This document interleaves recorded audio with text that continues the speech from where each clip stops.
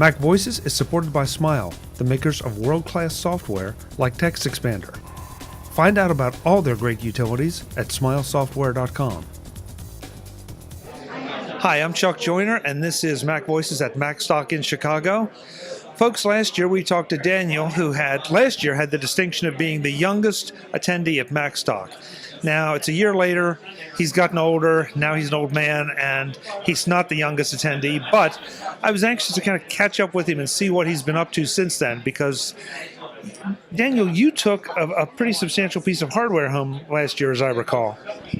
Yes, I'm pretty sure it was a Power Mac G5. Yeah, one of the cheese graters, I think? Yeah.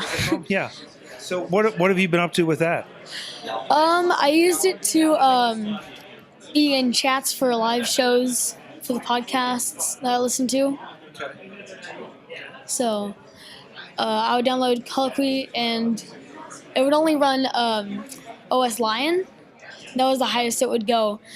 So, and there wasn't much you could do, because I tried to use iMovie to make a video, but it was way too slow to do anything with. Yeah, for those of us that are just a little older than you, it's surprising how quickly that technology becomes obsolete, and you're kind of forced to buy newer stuff to do what you want to do. Yes. So the other thing I asked you last year, I specifically remember, is I said, if you could get anything at the Apple Store, you know, what would it be? And you said an Apple Watch. Does that still hold true? Have you gotten an Apple Watch yet? No, I realized I wouldn't use the Apple Watch as much as I could, because I don't have a cell plan, so I couldn't really do most of the things that you can do with it. Like, if I were to text people, I can't do that unless I'm on Wi-Fi. Okay, so it just wasn't going to be as functional as you thought. Yes. So what would you do now if you could get anything? Would you go for one of the new laptops or a different machine? I don't know. I'm noticing that almost everyone around here has a iPhone 10. And I've noticed that it does have some pretty cool features like Face ID and Animoji. And I noticed in iOS 12 we're going to have a new Animoji, like where you can make different things. I don't know how to call it. Like, it's called Memoji. Have you heard about that? Yes. Like, where you can basically just make yourself as an Animoji. And you like the idea of being a Memoji, or a custom version of yourself as an Animoji? Yeah. My only problem with that I don't know if they have green hair. I'm sure you can find somebody to paint your hair green. And that's something I wanted to ask you. Why the green hair? Your dad said last year you had it just had faded so much. But this year it's very green. Yeah. That's because I got it dyed just about 3 days ago. So, and I like green. You just like green? I just like green. And I don't know. I just wanted to stand out in school, maybe. Nothing wrong with that. Well, you got the green braces going, and you've got some green on your shorts. So yeah, you're just Mr. Green. Yeah. So this year, Macstock changed its format a little bit, and it turned to productivity. And you have a definitely different perspective than most of us on what the presentations have been and how they affect you. What have you thought of all of it? I think it's pretty cool. I just came out from the deep dive of mind mapping, which is really cool because I can do, like, if I were to do a presentation in school, I could easily do a outline of everything that I would need to talk about in, say, about 5 minutes. Well, I was impressed by the mind mapping presentation too, because I haven't used it either. But just the ability to drag ideas around, connect them visually and easily, as opposed to cutting and pasting in an outline, really appealed to me. Yeah. I think it's really cool because a lot of people can use it. I mean, she showed us iThoughts X, which is it's expensive, but from what I see, it's really top-notch software for people who want to do mind maps. Now, is that something you said if you were doing a presentation in school? Do you do a lot of presentations in school? Sort of, yeah. When I was younger and I was still in elementary school, in math class, we used to make videos, like showing a part of math. Like we would just make like these 5-minute videos. Me and my friends had a lot of fun with it, and it would if I knew about mind mapping, I think it would have helped a little more, and how to make the video better. Okay, that'd be interesting trying to mind map a math explanation. Yeah. But I can also see how it would work. Yeah. So when you were doing the videos with your friends, what tools were you using then?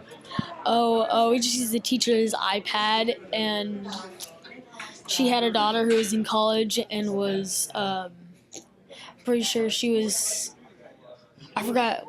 She was in college and she was doing. I'm pretty sure she was taking a photography class, I think, and so my math teacher gave it to her to edit, and so she edited the whole video, like throughout everyone in the class's videos, and edited them all together, and like add some music and sound effects, and it was really cool by the end.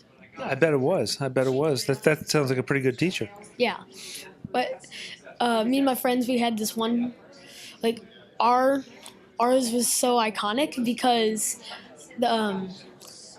the original person that we got our idea off of, we basically just made a remix of his name. His name was Professor Burger, so we named our character Professor Burrito.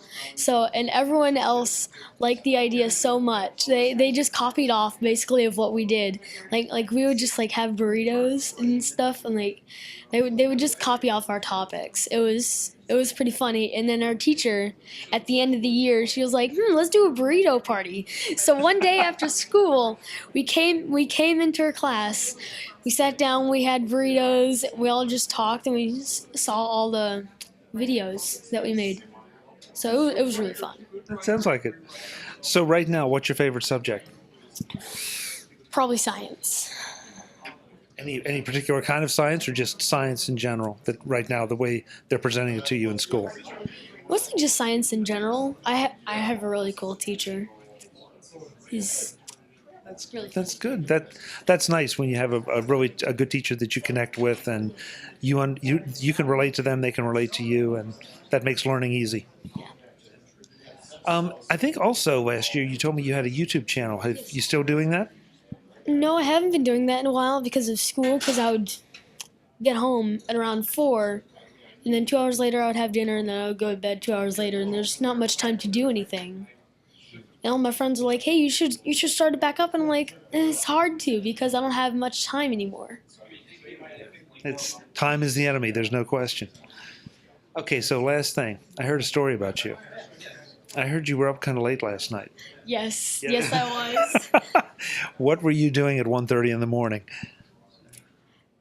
Okay, I was up till 12 playing board games with Adam Christensen and someone else. I forgot his name. And my dad. We were playing a ton of new games I've never heard before. Like Munchkin Loot Letter. We played Keep Talking, Nobody Explodes in VR. And one other game, I forgot what it was called. And so we stayed up till about 12 last night playing games. And I got back to my hotel room, and then me and my dad, we just laid in bed, watched TV till about 1:30 in the morning. And then we went to sleep and then got up at 8 this morning. So it's kind of a long morning for you. Yeah. Are you going to be back here next year, I hope? Yes, I hope so. We're going to make this an annual thing to check on you, see what you're up to. Sure. Daniel, it's good to see you. Thanks a lot. Thanks. Folks, more from Macstock in Chicago. I'm Chuck Joyner. This is MacVoices. Visit MacVoices.com for show notes and to connect with Chuck on social media. Get involved in our MacVoices Facebook group and get more out of your Apple Tech with MacVoices magazine, free on Flipboard. And if you find value in it all, consider supporting us at patreon.com/MacVoices and join these folks who help keep MacVoices coming to you. Advertising handled by Backbeat Media at backbeatmedia.com. Bandwidth provided by CacheFly at cachefly.com.